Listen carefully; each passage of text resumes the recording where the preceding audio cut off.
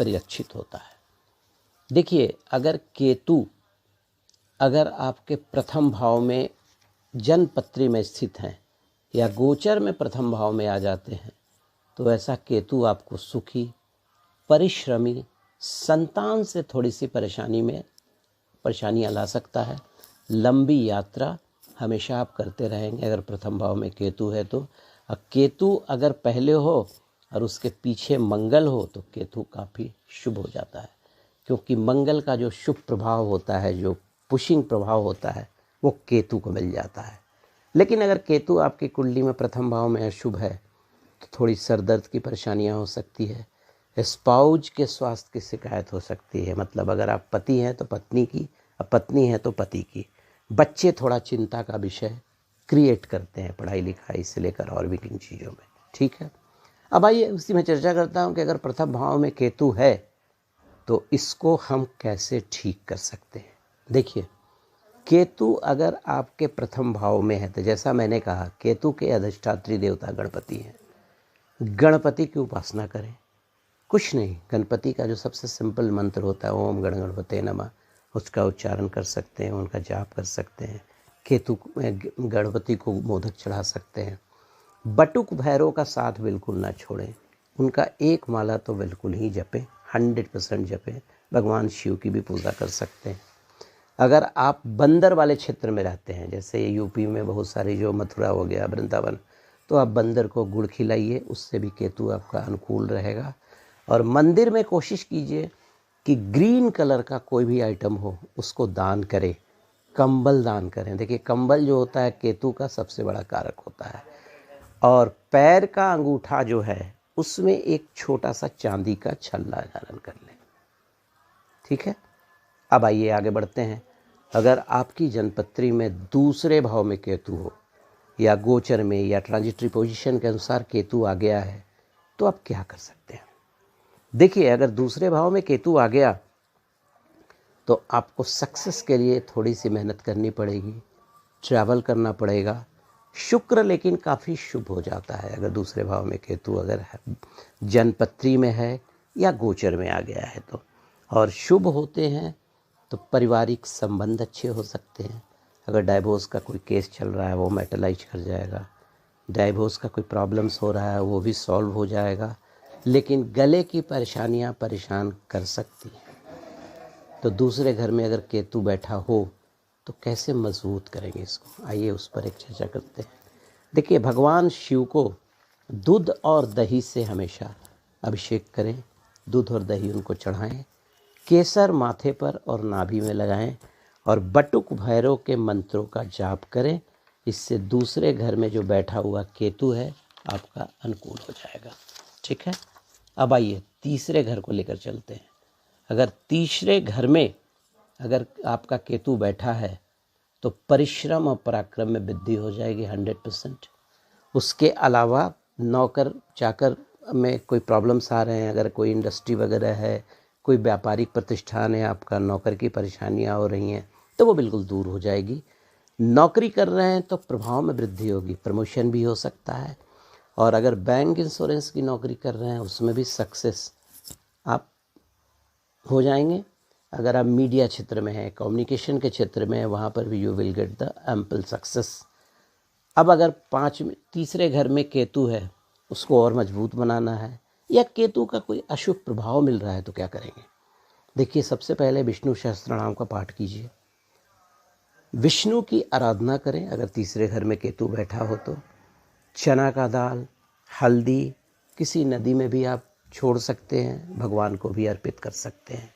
और गोल्ड का ऑर्नामेंट हमेशा धारण करके रखें। और अगर जन्मपत्री का थोड़ा सा विश्लेषण करा के येलो सफ़ायर, पीला फोकराज धारण करें, आपको एक अच्छा उचित फल मिलेगा तीसरे घर में अगर केतु बैठा है तो। अब आगे थोड़ा सा आगे बढ़ता हूँ। चतुर्थ स्थिति क्या होती है। अगर केतु आपके चतुर्थ घर में बैठा है, ठीक है, तो समझ लीजिए कि गवर्नमेंट ऑर्गेनाइजेशन से आपको बेनिफिट होने वाला है। अगर आप एग्रीकल्चर के क्षेत्र में हैं, एग्रीकल्चर की नौकरी करते हैं, उसमें भी आपको फ़ायदा होने वाला है। फैमिली लाइफ अच्छा होने वाला है। लेकिन हार्ट, रेस्पिरेटरी सिस्टम, में के ऑर्गन्स और डिजीज की परेशानियां बढ़ सकती है। अगर केतु गड़बड़ होगा तो अच्छा होगा तो ये क्यूरेटिव मेथड हो जाएगा, आपके इन चीज़ों का प्रॉब्लम का निदान हो जाएगा। माता का सुख मिल सकता है। अगर आप कहीं से घर की कोशिश कर रहे हैं तो मकान का भी प्रोक्योरमेंट हो सकता है। शुक्र को भी देखना होगा, इसमें वाहन का योग बनता है। और नेता हैं तो सक्सेस के बहुत सारे रास्ते खुल जाएंगे आपके। कहीं पर आपके घर में या कहीं पर भी गड़ा हुआ धन भी मिल सकता है। दूध का व्यापार अगर करते हैं तो वृद्धि होगी। ऑयल, मिनरल्स, इन चीज़ों का भी व्यापार करते हैं तो भी आपको फ़ायदा होगा। फ्रूट्स के बिज़नेस में वृद्धि होगी अगर चतुर्थ घर में केतु बैठा है तो। पॉलिटिशियन के लिए ये भाव बहुत महत्व रखता है। यहाँ पर देखना होगा कि केतु की क्या स्थिति है, वो मजबूत है या मजबूत नहीं है, कोई ग्रह नक्षत्र के अनुसार गलत जगह पे पड़ा हुआ है, या कोई गलत उसके शत्रु ग्रहों की दृष्टि है, या शत्रु नक्षत्र में बैठा है, तो थोड़ी सी हॉस्टाइल सिचुएशन हो जाती है।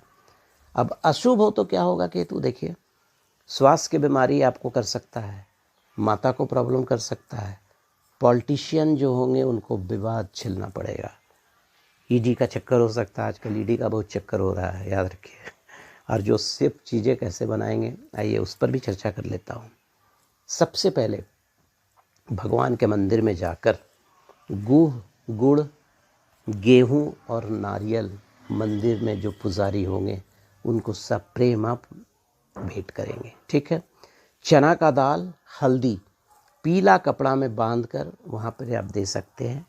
और इंडेक्स फिंगर में चांदी का छल्ला और ज्योतिष को दिखाकर पीला पोखराज आप धारण कर सकते हैं। आपका जो चतुर्थ घर है उसकी स्थिति बिल्कुल ठीक हो जाएगी, ठीक है। अब आइए आगे चर्चा करते हैं कि अगर पाँचवें घर में केतु हो तो व्हाट विल हैपन। देखिए पाँचवें घर में भी केतु अच्छा फल देता है। नौकरी में अच्छा ब्रेक अचानक मिलने की संभावना रहती है। अगर बृहस्पति अशुभ हो तो केतु की दिक्कतें दूर हो जाती हैं, केतु की दिक्कतें आती हैं और संतान की तरफ से भी परेशानी रहती है। तो यहाँ पर अगर पाँचवें भाव में केतु है तो आपको बृहस्पति का पोजीशन भी देखना है, केतु का भी पोजीशन देखना है। इन चीज़ों को देखने के बाद ही आप कोई डिसीजन लेंगे। अब उसे ठीक कैसे करेंगे, देखिए ठीक करने के लिए सबसे पहले मंदिर में जाएं, दूध दही भगवान शिव को अर्पित करें, गुड़ की मिठाई मंदिर में दान दे दें, पीला पोखराज धारण करें कोई भी ज्योतिष्य दिखाकर, और मंदिर में चना का दाल, हल्दी, पीली वस्तुएं पीले कपड़े में बांधकर दान करें। तो पाँचवें घर का जो केतु है ये आपको अच्छा फल देने लगेगा। छठा घर अगर मैं केतु हो तो क्या करेंगे, केतु अगर शुभ स्थिति में होगा छठे घर में तो ये गुरु की शुभता पर डिपेंड करता है। अगर आपके जन्म पत्री में गुरु की स्थिति ठीक है तो मुझे नहीं लगता है कि केतु आपके लिए कोई अकारक होगा। जबकि छठा घर जो होता है ये शत्रु का होता है, रोग का होता है, आप ऐसा सोचते होंगे, लेकिन ऐसा नहीं। छठा घर कंपटीशन, compete करने का भी होता है। छठा घर ऋण लेने का भी होता है, तो ऋण से मुक्ति दिलाने का भी होता है, ठीक है। शनि अगर अच्छे होंगे तो केतु का उत्तम फल मिलेगा आपको जन्मपत्री में, ठीक है। शत्रु जो है आपका केस मुकदमा परास्त होते चले जाएंगे। और शुक्र भी अच्छे हों तो ये मानकर चलिए कि निश्चित फॉरेन ट्रिप बनने वाला है अगर छठे भाव में केतु आ गया है तो। लेकिन अगर अशुभ स्थिति हो तब क्या होगा, उस पर भी थोड़ा चर्चा कर लेते हैं। अगर आपके लाइफ में मामा लोग का कोई इंटरफेरेंस है तो उनका सहयोग नहीं मिलेगा, मामा से संबंध बिगड़ सकते हैं आपको। और केतु और शुक्र की युति का शुभ फल, केतु और शुक्र जो है कि युति अगर होगी तो अशुभ फल मिलेगा, ठीक है। अब देखिए इसका उपाय क्या करेंगे। केतु अगर छठे घर में हो तो पीले रंग का झंडा बनवाकर मंदिर में आप चढ़ाएं, कहीं पर गाड़ दें, झंडा का पूजन करें और हनुमान जी का भी झंडा बनवाकर आप मंदिर में दान दे सकते हैं। उसके अलावा आपके अगर आपके घर में कोई पालतू कुत्ता है तो कुत्ता को अपने हाथ से भोजन कराएं, नहीं तो जो स्ट्रीट डॉग होते हैं उनको भी आप भोजन करवा सकते हैं। सोने का छल्ला, ये उंगली, तर्जनी उंगली, इसमें धारण कीजिए आप। बृहस्पति देव की आराधना कीजिए, विष्णु सहस्त्रनाम का जाप कीजिए, और तो और मंदिर में जब भी जाएं तो खड़ी हल्दी, केसर, चना का दाल, गुड़, इन चीज़ों का दान करें तो छठे घर में स्थित शुक्र जो केतु होगा वो बिल्कुल ठीक हो जाएगा। अब आइए आगे चर्चा करता हूँ। 7वां घर में अगर केतु हो तो क्या होगा। देखिए, 7वें घर में अगर केतु है आपके जन्मपत्री में या गोचर में केतु आ गया है तो आप अगर डॉक्टरी के क्षेत्र में हैं तो आपके अच्छे दिन आना शुरू हो जाएंगे और आपको हमेशा सफलता मिलेगी। उसके अलावा अगर आप कोई डॉग, पोल्ट्री फार्म, इन चीज़ों का बिज़नेस करते हैं तो उसमें आपको बेनिफिट होगा। प्रॉपर्टी का भी डीलिंग हो सकता है, इसमें ट्रांसफ़र वगैरह ट्रांसफ़र हो सकता है। उसके अलावा आँखों की में परेशानियाँ थोड़ी सी आ सकती हैं, और लेकिन स्पिरिचुअलिज्म की ओर आपका झुकाव होना शुरू हो जाएगा। ठीक है, पेट के ऑपरेशन का सामना करना पड़ सकता है और ज़मानत के चांसेस बढ़ जाते हैं। अगर ज़मानत के लिए आप अर्जी दिए हैं, अगर किसी की मतलब कोर्ट कचहरी का मामला है तो ज़मानत की अर्जी में ये केतु बड़ा हेल्प करता है। अगर केतु बलवान हो और अगर केतु निर्बल हो तो टीबी, वायरल डिजीज़, गैस्ट्राइटिस, इन चीज़ों की परेशानियों को झेलना पड़ता है। ठीक है, तो अब देखिए, अगर 7वें घर में केतु हो तो उसका उपाय और उसके तरीके क्या करेंगे आप। बटुक भैरव का जाप करेंगे, भगवान गणेश की आराधना करेंगे, काली उड़द का बड़ा बनाकर कुत्तों को खिलाएंगे, कंबल हमेशा मंदिर में दान दे दें, केसर का तिलक हमेशा लगाएं और बृहस्पतिवार को चना का दाल और खरी हल्दी दान करें। उतना ही नहीं, पीला पोखराज और एक मूंगा अगर आपके जन्मपत्री में आपके ज्योतिष बताते हैं तो अवश्य धारण करें। केतु का आपको शुभ फल मिलेगा। अब आइए, सबसे जो चर्चा वाली बात होती है, 8वें घर में केतु हो तो क्या होता है। देखिए, 8वां घर जो होता है, ऐसे तो लोग मानते हैं कि मृत्यु का होता है, लेकिन 8वां घर पति की कुंडली में पत्नी से सुख का, पत्नी की कुंडली में पति से सुख का भी होता है। लोअर एब्डोमिनल पार्ट जो होता है किसी भी बॉडी का, नाभि के नीचे दाहिने तरफ, उसका भी रिप्रेजेंटेशन 8वें घर से होता है। उतना ही नहीं, अकल्ट विद्या, वहाँ पर भी 8वां घर रिप्रेजेंटेशन होता है। ठीक है, तो अब आइए, अगर 8वें घर में केतु हो तो क्या होगा।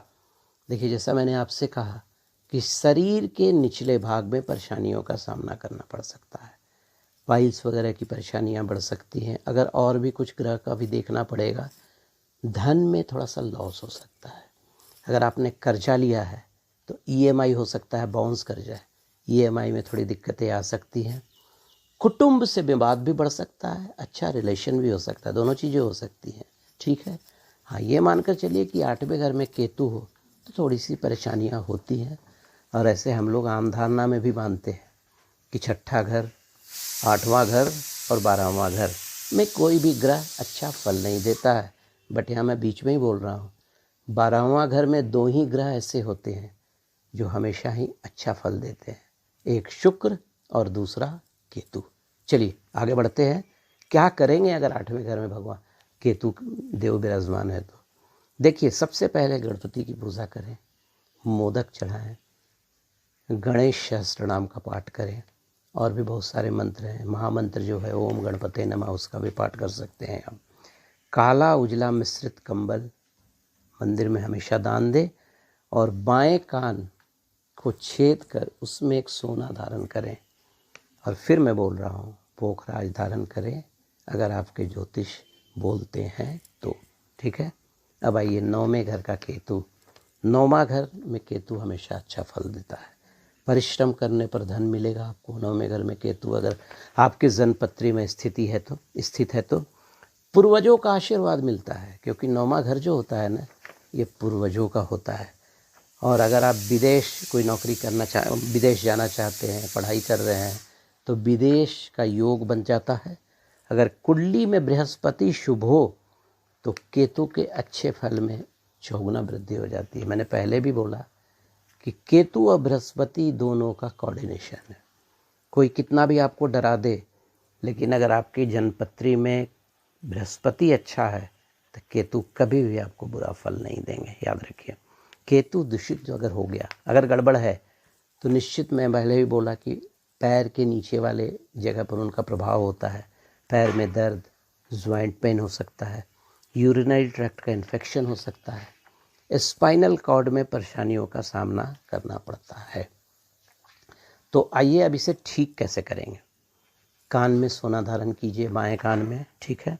कुत्तों को भोजन दें, भैरव मंदिर में जाकर इमली, नारियल, नींबू चढ़ाएं, और अगर अलाउ करता है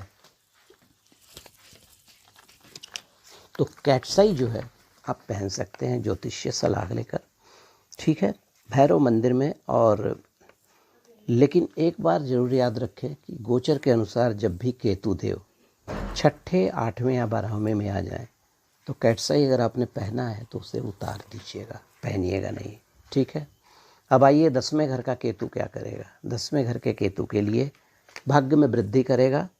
पिता के स्वास्थ्य की समस्या आ सकती है आपको।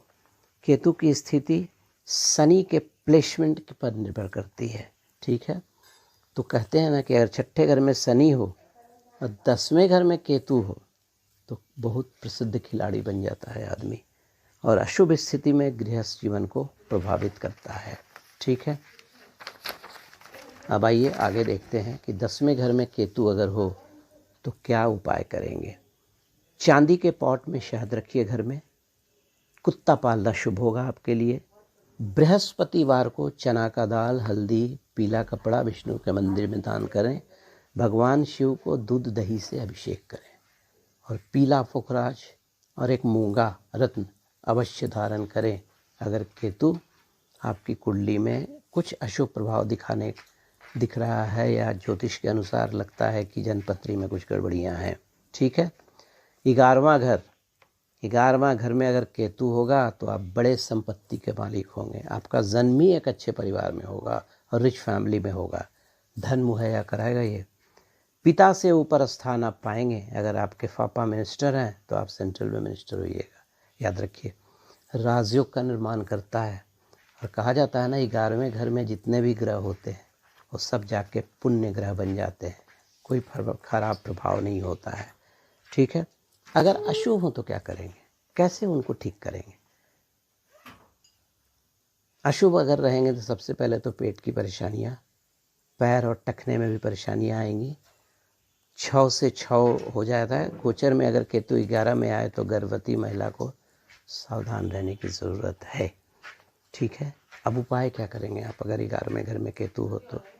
काला कुत्ता घर में रखिए, कुछ मूली सिरहाने रखिए, और सुबह में जाकर मंदिर में दान कर दीजिए, और ज्योतिष को दिखाकर एक अच्छे क्वालिटी का पन्ना पहनिए, और कैटसाई पीला पोखराज भी धारण कर सकते हैं साइमल्टेनियसली आप, ओके। अब आइए 12वां घर में अगर केतु हो तो क्या करेंगे। देखिए यहाँ पर सबसे इम्पोर्टेंट पॉइंट मैं आपसे डिस्कस कर रहा हूँ। 12वें घर का केतु, 2 ग्रह 12वें घर में अति उत्तम फल दिलाते हैं, शुक्र और केतु। अब कैसे। शुक्र जो होता है वैभव का स्वामी होता है, ठीक है। 12वां घर वैभव सुख का भी होता है, हॉस्पिटल का भी होता है, कर्ज से छुटकारा का भी होता है, लेकिन लीगल प्रॉब्लम का भी होता है। लेकिन अगर शुक्र वहाँ बैठे हैं तो वैभव अगर दे रहे हैं तो कुछ कमाई का जरिया या कहीं ना रास्ता होगा तभी देंगे ना। उसी तरह केतु एक शुभ ग्रह हम लोग मानते हैं, शुभ ग्रह नहीं मानते हैं इसे, और ये मोक्ष देते हैं, स्पिरिचुअलिज्म की ओर आते हैं। तो अगर आप मेडिटेशन से जुड़ गए तो आपकी ज़िंदगी में सब चीज़ तो ऑटोमेटिकली दूर होता चला जाएगा ना। प्रमोशन हो जाएगा अगर केतु 12वें घर में है, अत्यंत शुभ माना जाता है। समाज में ऊंचा सम्मान मिलता है, धनवान हाई पोस्ट मिल जाएगा आपको, पूजा पाठ धार्मिक कार्यों में खर्च होगा, अनेक तरह का यज्ञ अनुष्ठान अपने घर में करवाएंगे। पुत्र के जन्म के बाद स्थिति बहुत सुधर जाती है, ठीक है।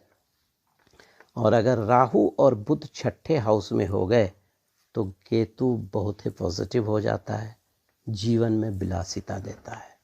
लेकिन अगर अशुभ हो तो समझिए थोड़ा सा आपको कैरेक्टर पर भी दाग लगा सकता है।